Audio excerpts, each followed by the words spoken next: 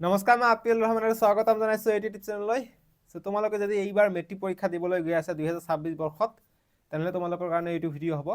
কিয়নো এইটো ভিডিঅ'ত মই তোমালোকৰ বিজ্ঞানৰ যি 5টা চেপ্টাৰ আছে ৰাসায়নিক বিজ্ঞানৰ, কেমিষ্ট্ৰিৰ 5টা চেপ্টাৰ, চেপ্টাৰ 1ৰ পৰা চেপ্টাৰ 5 লৈকে যিখিনি ইম্পৰ্টেণ্ট MCQ হ'ব, 2 নম্বৰী 3 নম্বৰী প্ৰশ্ন যিখিনি তোমালোকৰ পৰীক্ষাৰ কাৰণে ইম্পৰ্টেণ্ট হ'ব, যিখিনি তোমালোকৰ পৰীক্ষাত আহিব পাৰে, সেইখিনি মই আজি এইটো ভিডিঅ'ত তোমালোকক দিম, কোৱেশ্চনখিনি আৰু লগতে এনসাৰখিনিও দি যাম।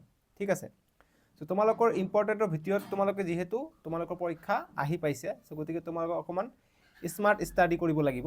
গতিকে স্মাৰ্ট ষ্টাডি কৰিবলৈ হ'লে তোমালোকক টেষ্ট পেপাৰ যিটো আছে টেষ্ট পেপাৰটো অকণমান ফ'ল' কৰিব লাগিব। ঠিক আছে।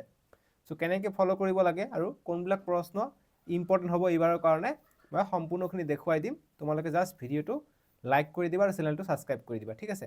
সো বলা আমি প্ৰথমত যিটো চেপ্টাৰ 1 আছে ৰাসায়নিক বিক্ৰিয়া আৰু সমীকৰণ, এইটো চেপ্টাৰৰ আমি কি কি ইম্পৰ্টেণ্ট আছে, একচুৱেলি মই 1 by 1 নিদি মই একেবাৰে 5টা চেপ্টাৰৰে মই কি ইম্পৰ্টেণ্ট MCQ আৰু প্ৰশ্ন আছে সেইখিনি মই তোমালোকক দেখাই দি আছোঁ। ঠিক আছে।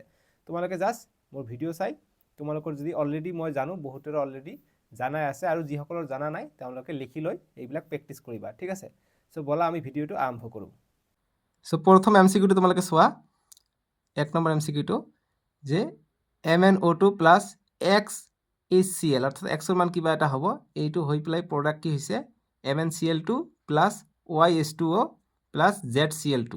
সো গতিকে ইয়াত X, Y আৰু Z ৰ মান কি হ'ব এইটো আমাক ওলাব কৈছে। আমাক কৈছে যে ওপৰৰ সন্তুলিত সমীকৰণটোত X, Y আৰু Z ৰ মান ক্ৰমে সো কি হ'ব পাৰে। সো আমি যে X ৰ মান যদি 6 বহাই দিওঁ, সো ইয়াত 6টা H হৈ আছে, ইয়াত H কেইটা আছে, ইয়াত H আছে 2টা আৰু ইয়াত কিবা এটা হ'লে যাতে এইটো মিলি যায় সন্তুলিত। সো আমি চাম যে ইয়াত যদি 2 হয়, যেনেকুৱা নেক্সটটো 2 আছে, গতিকে 2 পূৰণ 2 4, কিন্তু ইয়াত 6 হ'ব নোৱাৰে, গতিকে 6 আৰু 4 সমান হ'ব নোৱাৰে, গতিকে আমাক চাব লাগিব। তোমালোকে চাবা C নম্বৰটো শুদ্ধ হ'ব। যদি 4H হয় ইয়াত আৰু Y ৰ মান হৈছে 2, 2 ইয়াত দিলে 2 পূৰণ 2 4, 4টা H পাই যাওঁ, গতিকে আমাৰ শুদ্ধটো হ'ব এইটো যে ওপৰৰ সন্তুলিত সমীকৰণটোত X, Y আৰু Z ৰ মান ক্ৰমে, গতিকে এইটো হ'ব 4, 2, 1। ঠিক আছে। গতিকে এনেকুৱা ধৰণৰ কিন্তু MCQ তোমালোকৰ পৰীক্ষাত আহিব চেপ্টাৰ 1ৰ পৰা, বুজি পাইছা। এতিয়া 3 নম্বৰ MCQটো চোৱা।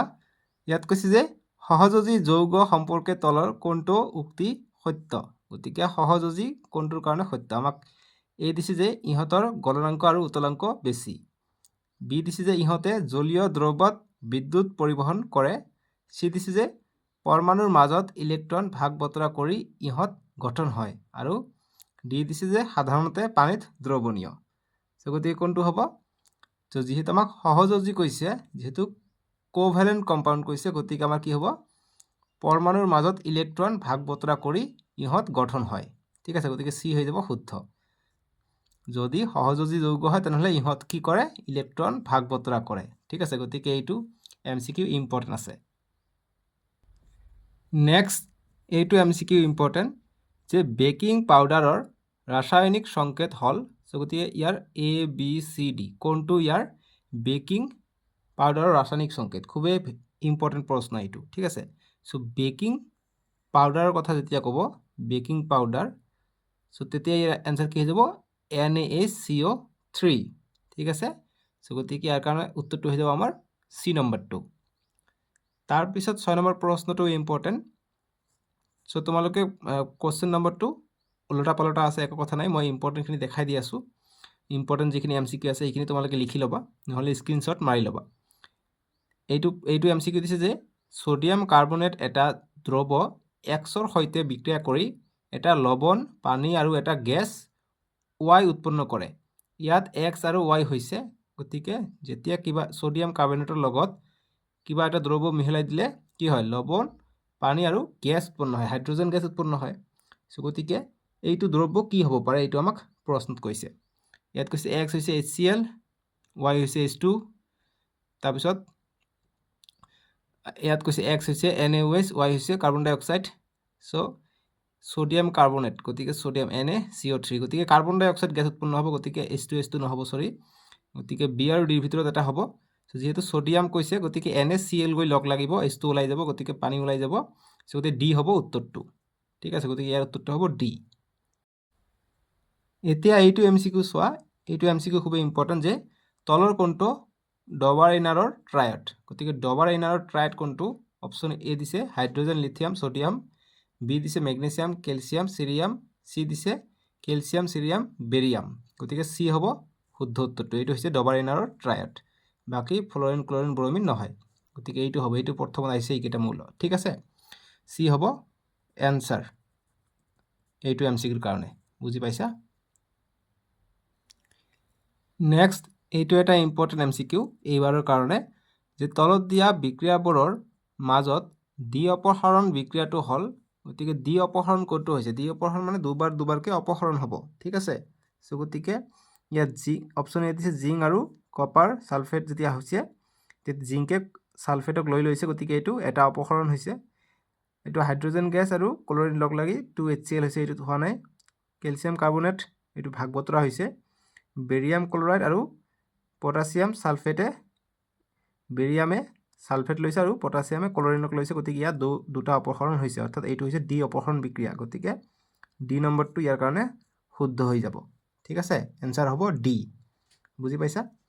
নেক্সট প্ৰশ্ন, এইটো প্ৰশ্ন এটা ইম্পৰ্টেণ্ট প্ৰশ্ন, এইটো যে তলত দিয়া মৌলসমূহক ধাতৱীয় ধৰ্মৰ অধক্ৰমত সজালে কোনটো ক্ৰম শুদ্ধ হ'ব? চ' গতিকে মৌলবোৰৰ ধাতৱীয় ধৰ্মৰ অধক্ৰম, অৰ্থাৎ ডাঙৰৰ পৰা সৰুলৈ আমাক যাব কৈছে, ঠিক আছে। চ' গতিকে কোনটো ক্ৰম শুদ্ধ হ'ব? আমাক এলিমেণ্ট কেইটা দিছে, ক্লৰিন, ছডিয়াম, চিলিকন, মেগনেছিয়াম আৰু এলুমিনিয়াম। চ' গতিকে কোনটো আটাইতকৈ বেছি আৰু কোনটো আটাইতকৈ কম? চ' আটাইতকৈ বেছি আছে ছডিয়ামৰ, ঠিক আছে। ছডিয়াম, মেগনেছিয়াম এইবিলাকো আমি কিহত ৰাখোঁ? কেৰাচিন তেলত ডুবাই ৰাখোঁ, খুবেই সক্ৰিয় কাৰণে। চ' গতিকে প্ৰথমত আহিব ছডিয়াম, তাৰপিছত আহিব মেগনেছিয়াম, তাৰপিছত এলুমিনিয়াম, চিলিকন আৰু ক্লৰিন আহিব লাষ্টত। চ' গতিকে আমাৰ বি হ'ব ইয়াৰ কাৰণে শুদ্ধ উত্তৰটো, ঠিক আছে। 3 নম্বৰ প্ৰশ্নটোৰ উত্তৰ হ'ব বি। নেক্সট এইটো এটা এমচিকিউ আছে ইম্পৰ্টেণ্ট, যে আৰ্দ্ৰ বতাহৰ সংস্পৰ্শলৈ আহিলে এটা মৌল এক্সৰ বৰণ ৰঙাচুৱা মুগা হৈ এটা নতুন যৌগ ৱাই গঠন কৰে। এক্স আৰু ৱাই দুয়োটা হ'ল, গতিকে এক্স আৰু ৱাই কি হ'ব পাৰে? যেতিয়া আৰ্দ্ৰ বায়ুৰ সংস্পৰ্শলৈ আহিলে কি হয়? এক্স মৌলটো বৰণ কি হৈ যায়? ৰঙাচুৱা মুগা হৈ পৰে, ঠিক আছে। বৰণটো চাবা, ৰঙাচুৱা মুগা কোনটো হৈ পৰে, ঠিক আছে। আৰু নতুন যিটো যৌগ গঠন কৰে সেইটো ৱাই গঠন কৰে, এক্স আৰু ৱাই দুয়োটা আমাক ওলাব কৈছে। চ' গতিকে আমাৰ কি হ'ব এনচাৰটো? তোমালোকে চাবা, ইয়াত দিছে আমাক চিলভাৰ দিছে, ইয়াত silver Ag2S, silver sulphate, sulphate নহ'ব, তেনেকুৱা টাইপৰ যৌগ হ'ব। এইটো হৈছে আইৰণ কাৰ্বনেট। এক্স এটা ৰঙাচুৱা হয়, গতিকে ৰঙাচুৱা যদি হয় তেনেহ'লে সেইটোত আইৰণ থাকিব লাগিব, আইৰণ ইয়াত আছে, ইয়াত, গতিকে বাকী কেইটাত আইৰণ নাই, গতিকে ইয়াত আইৰণ আছে। গতিকে আইৰণটো যদি আমি বতাহৰ সংস্পৰ্শত ৰাখোঁ কি হয়? মামৰ ধৰে, তেনেকৈ ৰঙাচুৱা বৰণ হৈ যায়। চ' গতিকে ৰঙাচুৱা মুগা হৈ যায়, আৰু নতুন উৎপন্ন যিটো হ'ব এইটো এক্সটো হ'ব আইৰণ, আৰু নতুন যিটো যৌগ উৎপন্ন কৰিব ৱাইটো হ'ব Fe2O3। চ' গতিকে বি হ'ব ইয়াৰ কাৰণে শুদ্ধ উত্তৰটো, ঠিক আছে। তাৰপিছত 2 নম্বৰ প্ৰশ্নটো ইম্পৰ্টেণ্ট, কৈছে যে তলৰ সন্তুলিত সমীকৰণটোত এ আৰু বিৰ মান ক্ৰমে, চ' এ আৰু বিৰ মান আমাক ওলাব কৈছে সমীকৰণৰ পৰা, অৰ্থাৎ সন্তুলিত সমীকৰণৰ পৰা, ঠিক আছে। চ' গতিকে আমাক কৈছে জিংক আৰু AiNO3 দিছে, অৰ্থাৎ এৰ মান কিবা এটা হ'ব, হৈ পেলাই জিংক নাইট্ৰেট হৈছে, BNO2 হৈছে, অৰ্থাৎ বিৰ মান কিবা এটা হ'ব, আৰু হাইড্ৰজেন গেছ H2O, অৰ্থাৎ পানী উৎপন্ন হৈছে, দুটা মৌল। চ' এ আৰু বিত কি বহিব? গতিকে আমাৰ ইয়াত সন্তুলিত কৰিব কৈছে যিহেতু, চ' গতিকে ইয়াত H আছে, ইয়াত আছে H, ইয়াত 2 × 2 4টা H, অৰ্থাৎ ইয়াত 4 হ'ব। গতিকে প্ৰথমত 4 ক'ত আছে? বিত আছে 4, গতিকে বি হ'ব, এৰ মান হ'ব 4 আৰু বিৰ মান হ'ব 2, ঠিক আছে। গতিকে এনেকুৱা ধৰণৰ এমচিকিউ কিন্তু এইবাৰৰ কাৰণে ইম্পৰ্টেণ্ট, 2026ৰ কাৰণে খুবেই ইম্পৰ্টেণ্ট আছে SLC। নেক্সট এইটো এমচিকিউ ইম্পৰ্টেণ্ট, এনেকৈ চিত্ৰ দি আহিব, কৈছে যে ছবিটোত মৌল এটাৰ পাৰমাণৱিক সংখ্যা আৰু পাৰমাণৱিক সংখ্যা সহ মৌলটো দেখুওৱা হৈছে। চ' ইয়াত পাৰমাণৱিক সংখ্যা 13 এলুমিনিয়াম আৰু পাৰমাণৱিক সংখ্যা সহ মৌলটো, গতিকে ইয়াৰ ভৰ একচুৱেলি বুজায়, গতিকে 27 আছে। ইয়াত কৈছে যে তলৰ কোনটো বিকল্পই পৰ্যাপ্ত তালিকাত মৌলটোক সজাইছে গতিকে এলুমিনিয়াম ক'ত আছে সেইটো আমাক ওলাব লাগে অপশ্যন এ দিছে বৰ্গ 1 পৰ্যায় 1ত আছে বি দিছে বৰ্গ 13 পৰ্যায় 3ত আছে সো ইয়াত এইটোৱে হ'ব এনসাৰটো বি নম্বৰটো কিয়নো এলুমিনিয়াম যেটো আছে এলুমিনিয়ামটো 13 নম্বৰ বৰ্গত পৰে আৰু পৰ্যায় 3ত আছে গতিকে বি হ'ব ইয়াৰ কাৰণে উত্তৰটো ঠিক আছে আৰু বাকি অপশ্যন পঢ়িব নালাগে এতিয়া এইটো এমসিকিউ ইম্পৰ্টেন্ট যে চিত্ৰটোৱে নিকেল অনুঘটকৰ উপস্থিতিত এটা অসংক্ষিপ্ত হাইড্ৰকাৰ্বন বিক্ৰিয়া উপস্থাপন কৰিছে গতিকে এইটো নিকেলৰ উপস্থিতি এনেকুৱা কৰিছে গতিকে ইয়াত নেক্সট প্ৰডাক্টটো কি ফৰ্ম হ'ব সো গতিকে আৰ আছে এইটো এলকিন আছে এলকেন হ'ব যেটো নিকেল আছে সো গতিকে ইয়াত হ'ব সি দুটা আছে আর কেটা আছে চাৰিটা আছে গতিকে এটা দুটা তিনিটা চাৰিটা হ'ব আৰু ইয়াৰ এইটো হাইড্ৰোজেন বন্ধনী ভাঙি গৈ ওপৰত এটা এছ ইয়াত এটা এছ লগ লাগিব সো চাৰিটা আৰ আৰু দুটা এছ থাকিব গতিকে কত আছে ইয়াত সববিলাকতে আর ইয়াত সববিলাকতে এছ গতিকে এইবিলাক নহব নেক্সট অপশ্যন যাব লাগিব গতিকে নেক্সট অপশ্যন যেটো এইটো থাকিব সেইটো আমাৰ এনসাৰ হ'ব সো নেক্সট পেজত আছে সো নেক্সট পেজত এইটো হৈছে অপশ্যন সি এইটো হৈছে অপশ্যন ডি সো এইটোৱে হ'ব উত্তৰটো ইয়াত ওপৰত দুটা এছ আৰু চাৰিটা আৰ আছে সো গতিকে এনসাৰটো হৈ যাব এইটো ঠিক আছে এতিয়া 7 নম্বৰ প্ৰশ্নটো ইম্পৰ্টেন্ট আছে কোশ্চেন নম্বৰ 7 তোমালোকৰ উল্টা পাল্টা হৈ আছে একো কথা নাই কিন্তু এইটো এমসিকিউ ইম্পৰ্টেন্ট ঠিক আছে যে পিএইচ 2 বিশিষ্ট দ্ৰব্য এটাক দুটা বিকাৰত পৃথকে ৰখা হল কেইটোপালমান মিথাইল অৰেঞ্জ গতিকে মিথাইল অৰেঞ্জৰ ওপৰত প্ৰশ্ন আহিব এইবাৰ গতিকে মিথাইল অৰেঞ্জ আৰু ফিনপথেলিন সূচক পৃথকে ৰখা বিকাৰ দুটাত যোগ কৰা হল সূচকসমূহৰ ৰংসমূহ কিদৰে সলনি হ'ব সো গতিকে যেতিয়া পিএইচ দ্ৰব্য এটা ৰখা হয় মিথাইল অৰেঞ্জ আৰু ফিনপথেলিনক কেনেকে ইয়াৰ এইবিলাক সূচক হয় গতিকে এই সূচকবিলাকৰ ৰং কিদৰে সলনি হ'ব সো গতিকে ইয়াৰ ওপৰত প্ৰশ্ন খুবই ইম্পৰ্টেন্ট গতিকে সেইকাৰণে এইটো এমসিকিউ ইম্পৰ্টেন্ট সো গতিকে মনত ৰাখিবা মিথাইল অৰেঞ্জ যেহেতু এইটো কমলা ৰঙৰ হ'ব কমলা ৰং ইয়াত আছে আৰু ইয়াত আছে আৰু ফিনপথেলিনটো হৈছে গোলপীয়া গতিকে ইয়াত আছে বৰণহীন এইটো নহব অপশ্যন বি আছে সৰি ৰবা মিথাইল অৰেঞ্জ আৰু ফিনপথেলিনটো একচুয়ালি ফিনপথেলিনৰ একো কালাৰ নাথাকে কালাৰলেছ হয় গতিকে পিংক নহব কালাৰলেছ ঠিক আছে কালাৰলেছ আৰু মিথাইল অৰেঞ্জটো নামহে অৰেঞ্জ কিন্তু ইয়াত অৰেঞ্জ নহয় বেলেগ কালাৰ থাকে সো ৰেড অৰেঞ্জ নহব ৰেড হ'ব গতিকে ৰঙা হ'ব ৰঙা সি নম্বৰটো ইয়াৰ কাৰণে উত্তৰ হ'ব যেটো মিথাইল অৰেঞ্জ আছে ইয়াৰ ৰংটো সলনি হ'ব ৰঙালৈ আৰু ফিনপথেলিনৰ ৰংটো বৰণহীন হৈ পৰিব এইটো ঠিকে আছে এনসাৰ ঠিক আছে সি নম্বৰটো শুদ্ধ উত্তৰ এইটো এমসিকিউৰ কাৰণে বুজি পাইছা এইটো ইম্পৰ্টেন্ট আছিল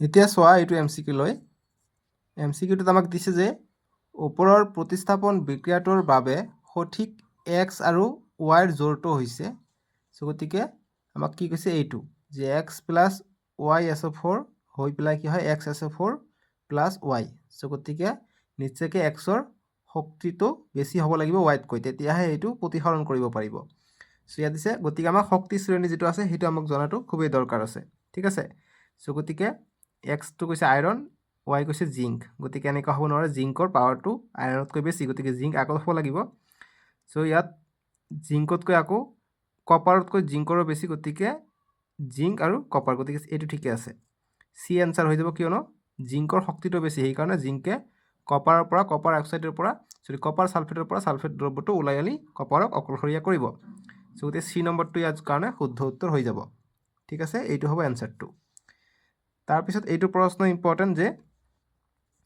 তলৰ সমীকৰণটোত কপাৰ অক্সাইড আৰু হাইড্ৰোজেনৰ মাজত হোৱা বিক্ৰিয়া দেখুওৱা হৈছে তলৰ কোনটো বিকল্পই জাৰিত আৰু বিজাৰিত হোৱা পদাৰ্থ দেখুৱাইছে গতিকে জাৰিত বিজাৰিতৰ ওপৰত প্ৰশ্ন আহিছে যেনেকৈ copper oxide solid hydrogen gas লগ লাগি কি হয় কপাৰ অকলশৰীয়া হৈ যায় আৰু H2O ওলাই পৰে লিকুইড হিচাপে সো গতিকে অক্সিজেন আহি ইয়াত যোগ হৈছে গতিকে কোনটো জাৰিত হৈছে কোনটো বিজাৰিত হৈছে এটা আমাক ওলাব লাগে ঠিক আছে গতিকে যিয়ে অক্সিজেন লাভ কৰে সেইটো জাৰিত হয় গতিকে ইয়াত দেখা পাইছে হাইড্ৰোজেন গেছটোৱে অক্সিজেন লাভ কৰিছে সো গতিকে এইটো জাৰিত হৈছে আৰু কপাৰটো অক্সিজেন হেৰুৱাইছে গতিকে এইটো বিজাৰিত হৈছে সো গতিকে বিজাৰিত ক'ত আছে বিজাৰিত কপাৰ অক্সাইড কপাৰ অক্সাইড বিজাৰিত হৈছে গতিকে আৰু জাৰিত হৈছে H2 গতিকে C হৈ যাব এনসাৰটো ঠিক আছে বুজি পাইছা এতিয়া নেক্সট তাৰ পিছৰ প্ৰশ্নটো ইম্পৰ্টেন্ট আছে যে চৰ্বি আৰু তেল থকা খাদ্যবস্তু নষ্ট হোৱাৰ পৰা প্ৰতিহত কৰিবলৈ ব্যৱহাৰ কৰা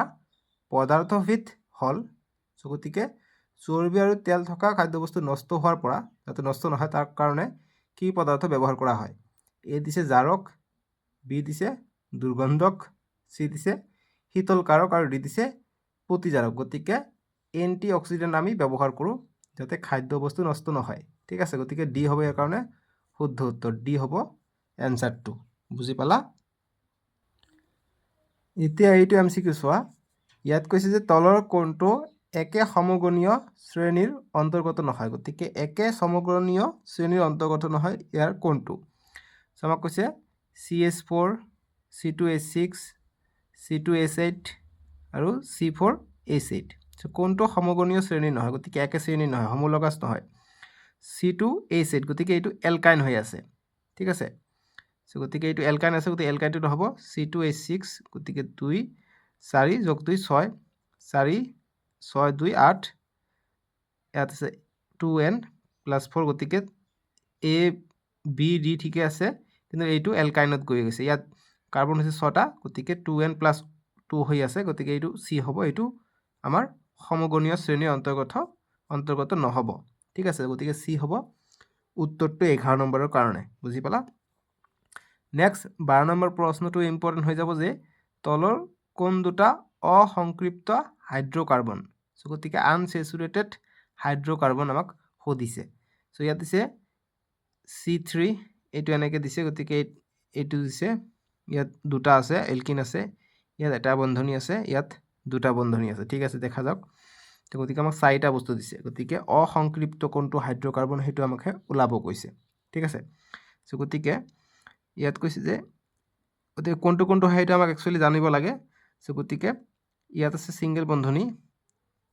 সিঙ্গেল বন্ধনী গতিকে অসংক্ষিপ্ত হলে এটা ডাবল বন্ধনী থাকিব লাগিব এইটোতো নাই এইটো নহব গতিকে ইয়াত আছে আৰু ইয়াত আছে গতিকে 2 আৰু 4 আছে ডাবল বন্ধনী গতিকে এই দুটা হৈ যাব অসংক্ষিপ্ত হাইড্ৰকাৰ্বন 2 আৰু 4 কোনটোত আছে অপচনত অপচন সি 2 আৰু 4 এইটো হ'ব উত্তৰ গতিকে সি হ'ব উত্তৰটো বুজি পালা 12 সি এতিয়া 13 নম্বৰ প্ৰশ্নটো কৈছে যে যদি কোনো এটা মৌলৰ দ্বিতীয় কক্ষত প্ৰথম কক্ষৰ 3 গুণ ইলেক্ট্ৰন আছে তেন্তে মৌলটো হ'ব কৈছে যে যদি প্ৰথম কক্ষত কোনো এটা মৌলৰ দ্বিতীয় কক্ষত প্ৰথম কক্ষত 3টা গতিকে 3 গুণ গতিকে ইয়াত এটা থাকিলে ইয়াত 3টা থাকিব বা ইয়াত যদি দুটা থাকে ইয়াত থাকিব 6টা গতিকে কাৰ আছে নাইট্ৰজেন পটাছিয়াম নে অক্সিজেন নে সালফাৰ গতিকে কোনটোৰ আছে গতিকে অক্সিজেনৰ আছে ঠিক আছে গতিকে অক্সিজেনৰ 8টা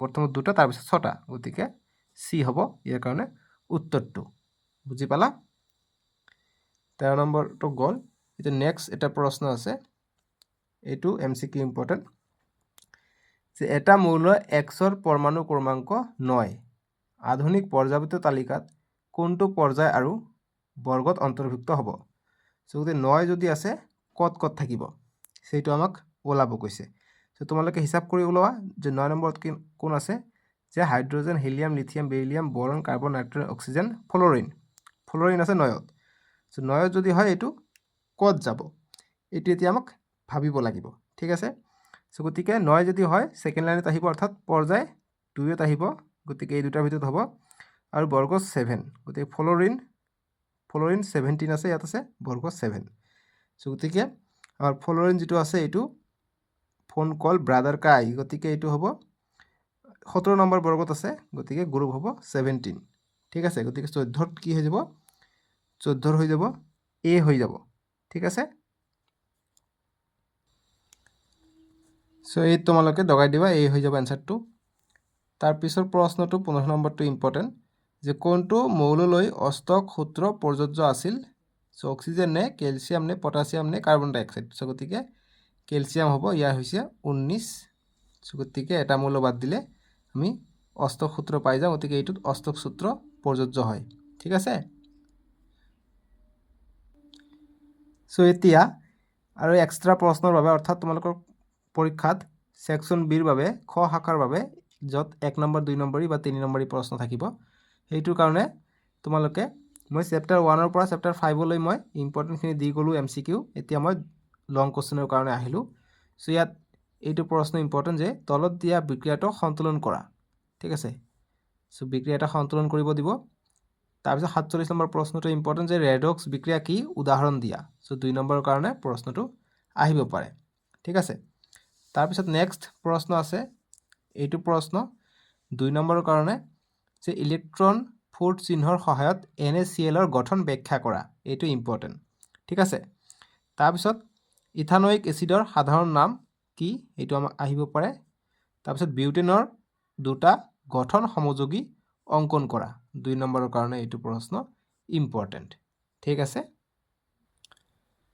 সো যেহেতু তোমালোকে 2026 বৰ্ষত মেট্ৰিক পৰীক্ষা দিবলৈ গৈ আছা সেই কাৰণে ACLC 2024 যিখন কোশ্চেন পেপাৰ আছিল সেইখিনি তোমালোকৰ জনাটো খুবই দৰকাৰ তাৰ পৰা তোমালোকৰ প্ৰশ্ন আহিব পাৰে যেনেকুৱা 1 নম্বৰ প্ৰশ্নটো দিছে যে এইটো এমসিকিউ টাইপৰ প্ৰথমবিলাক যে বেৰিয়াম ক্লোৰাইডৰ জলীয় দ্ৰব্য আৰু সোডিয়াম সালফেটৰ জলীয় দ্ৰব্য যোগ কৰাৰ ফলত অদ্ৰাব্য বেৰিয়াম সালফেট আৰু সোডিয়াম ক্লোৰাইড দ্ৰব্য প্ৰস্তুত হল উক্ত বিক্ৰিয়াটোৰ বাবে তলৰ কোনটো অৱস্থা চিহ্নসহ সন্তুলিত সমীকৰণ শুদ্ধ হ'ব সো গতিকে এইটো কিন্তু মেট্ৰিক পৰীক্ষাত আহিছিল তোমালোকৰ কিতাপত নাই ঠিক আছে গতিকে এইটো ইম্পৰ্টেন্ট ইয়াত এটা এৰো তলফালে এটা থাকিব কিয়নো ইয়াত গেট জমা হ'ব ঠিক আছে সো গতিকে এইটো নহব ইয়াত সন্তুলিত নাই গতিকে ডি হ'ব উত্তৰটো বেৰিয়াম ক্লোৰাইডে সোডিয়াম সালফেটৰ লগত যেটো বিক্ৰিয়া কৰিব এইটো হ'ব এনসাৰটো ঠিক আছে উত্তৰ হ'ব ডি তাৰপিছত যেটো প্ৰশ্ন আছে যে তলৰ কোনটোত ৰাসায়নিক বিক্ৰিয়া ঘটা নাই এইটো ক্লাস 9 ত তোমালোকে পাইছা সো কত হ'ব মোমবাতি গলাত ৰাসায়নিক বিক্ৰিয়া ঘটা নাই এইটো ভৌতিক বিক্ৰিয়াহে হৈছে জাস্ট শকতৰ পৰা জুলিয়া হৈছে ঠিক আছে বা গোটাৰ পৰা জুলিয়া হৈছে তাৰপিছত এইটো প্ৰশ্ন ইম্পৰ্টেন্ট যে এটা সন্তুলিত ৰাসায়নিক বিক্ৰিয়াই তলৰ কোনটো সূত্ৰ মানি চলে সো কোনটো ভৰ ৰক্ষণশীলতাৰ সূত্ৰ মানি চলে বি হ'ব উত্তৰটো ঠিক আছে তাৰপিছত সূচকৰ ওপৰত এটা প্ৰশ্ন এটা ইম্পৰ্টেন্ট যে তলৰ কোনটো ঘ্ৰাণৰিক সূচক গতিকে ঘ্ৰাণৰিক সূচকটো কোনটো হ'ব ভেনিলা ঠিক আছে নেক্সট তোমালোকৰ এইবাৰৰ কাৰণে 6 নম্বৰ প্ৰশ্নটো ইম্পৰ্টেন্ট হৈ যাব যে NaCO3 আৰু N2CO3 10:2 ক সাধাৰণতে ক্ৰমান্বয়ে কি বুলি কয় এইটো আৰু এইটো কি বুলি কোৱা হয় সো গতিকে এইটো হৈছে বেকিং সোডাৰ সংকেত আৰু এইটো হৈছে কাপৰ ধোৱা সোডাৰ সংকেত গতিকে বেকিং আৰু কাপৰ ধোৱা গতিকে বি হ'ব উত্তৰটো ঠিক আছে গতিকে সেই কাৰণে প্ৰিভিয়াস ইয়াৰ আমাক অকমান চাব লাগিব 24 ৰটো তাৰপিছত এইটো প্ৰশ্ন ইম্পৰ্টেন্ট যে দন্তক্ষয়ৰ ক্ষেত্ৰত তলৰ উক্তি কেইটা বিবেচনা কৰা যে pH ৰ মান 5.5 ৰ তলত হলে দন্তক্ষয় সূচনা হয় ফসফৰিক এসিডে pH ৰ মান কম কৰাৰ বাবে দন্তক্ষয় হয় তলৰ কোনটো বিকল্প শুদ্ধ আমাক কৈছে সো গতিকে আমাক যেহেতু এইটো ঠিকে আছে যে pH ৰ মান 5.5 ৰ তলত হলে দন্তক্ষয় সূচনা হয় এইটো ঠিকে আছে শুদ্ধ কিন্তু এইটো অশুদ্ধ কিয়নো ফসফৰিক এসিডে pH ৰ মান কম কৰাৰ বাবে দন্তক্ষয় হয় এইটো নহয় অকল pH ৰ মান হয় গতিকে এইটো অশুদ্ধ হ'ব গতিকে 1 সত্য আৰু 2 অসত্য গতিকে এই হ'ব ইয়াৰ কাৰণে শুদ্ধ উত্তৰটো ঠিক আছে ইয়াত আনসাৰ দিয়া আছে বাৰু তাৰপিছত 8 নম্বৰ প্ৰশ্নটো ইম্পৰ্টেন্ট যে তলৰ কোনটো আটাইতকৈ ঘাত সহনশীল ধাতু গতিকে কোনটো সোণটো হৈছে আটাইতকৈ ঘাত সহনশীল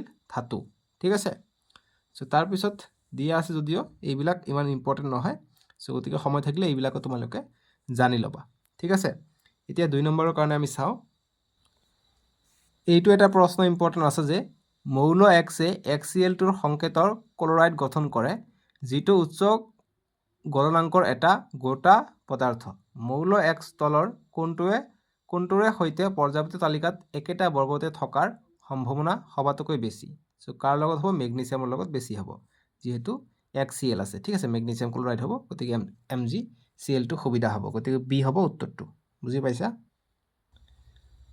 সো এইটো এটা প্ৰশ্ন ইম্পৰ্টেন্ট আছে এইটো আমি অলৰেডি ডিসকাস কৰিছো ইয়াত জাৰণ কোনটো হৈছে বিজাৰণ কোনটো হৈছে CO2 বিজাৰিত হৈছে, H2 জাৰিত হৈছে। গতিকে এটা আমি MCQ চাইছোঁ, কিন্তু 2 নম্বৰৰ কাৰণে কেনেকৈ দিছে তোমালোকে চোৱা যে ৰেডক্স বিক্ৰিয়া বুলিলে তুমি কি বুজা, তলৰ বিক্ৰিয়াটোৰ পৰা জাৰণ আৰু বিজাৰণ অংশটো বাছি ওলোৱা। গতিকে আমি বাছি ওলাইছোঁ অলৰেডি, এইটো বিজাৰিত হৈছে, এইটো জাৰিত হৈছে। এতিয়া ৰেডক্স বিক্ৰিয়া কি, তুমি কি বুজা, সেইটো আমাক প্ৰশ্ন আহে। গতিকে এনচাৰটো এনেদৰে কৰিব পাৰা যে যি বিক্ৰিয়াৰ জাৰণ আৰু বিজাৰণ দুয়োটা ঘটে তাকে জাৰণ বিজাৰণ বা ৰেডক্স বিক্ৰিয়া বলে। ঠিক আছে, এনেকুৱা ধৰণৰ প্ৰশ্ন ইম্পৰ্টেণ্ট। চ' তোমালোকৰ কেমিষ্ট্ৰি ছেকশ্যনৰ পৰা সংকেত জনাটো খুবেই ইম্পৰ্টেণ্ট। সংকেতৰ ওপৰত কিন্তু প্ৰশ্ন আহিব, যেনেকুৱা এইটো প্ৰশ্ন যে পোৰা চূণ আৰু শিথিলিত চূণৰ সংকেত লিখা। পোৰা চূণৰ সংকেত হৈছে CaO আৰু শিথিলিত চূণ হৈছে Ca, ব্ৰেকেটত হ'ব OH2। ঠিক আছে, 1 নম্বৰৰ কাৰণে আহিছিল, আধা নম্বৰৰ কাৰণে আহিছিলে পৰীক্ষাত। গতিকে এনেকুৱা সংকেত কিন্তু আহিব পাৰে পৰীক্ষাত, সেইখিনি জনাৰ দৰকাৰ। চ' আজিৰ কাৰণে ইমানখিনি আছিলে। আৰু যদি দৰকাৰ পৰে মই আৰু তোমালোকৰ ভিডিঅ' বনাই মই দি দিম, চেপ্টাৰ 1ৰ পৰা 5 লৈকে। এতিয়া নেক্সট মই 6ৰ পৰা 10 লৈকে বনাম, তাৰপিছত মই 11ৰ পৰা 16 লৈকে বনাম। ঠিক আছে, চ' এনেকৈ বনাই আৰু যদি এক্সট্ৰাকৈ মই যদি সময় থাকে তেনেহ'লে মই আৰু বনাই দিম। তোমালোকে এইখিনি জানি ৰাখিবা মাষ্ট, তাৰপিছত যদি সময় পোৱা আৰু বেলেগো পঢ়িব পাৰা। ঠিক আছে, চ' আজিলৈকে আহোঁ, বাই বাই, টেক কেয়াৰ। তোমালোকে ভিডিঅ'টো লাইক কৰি দিবা।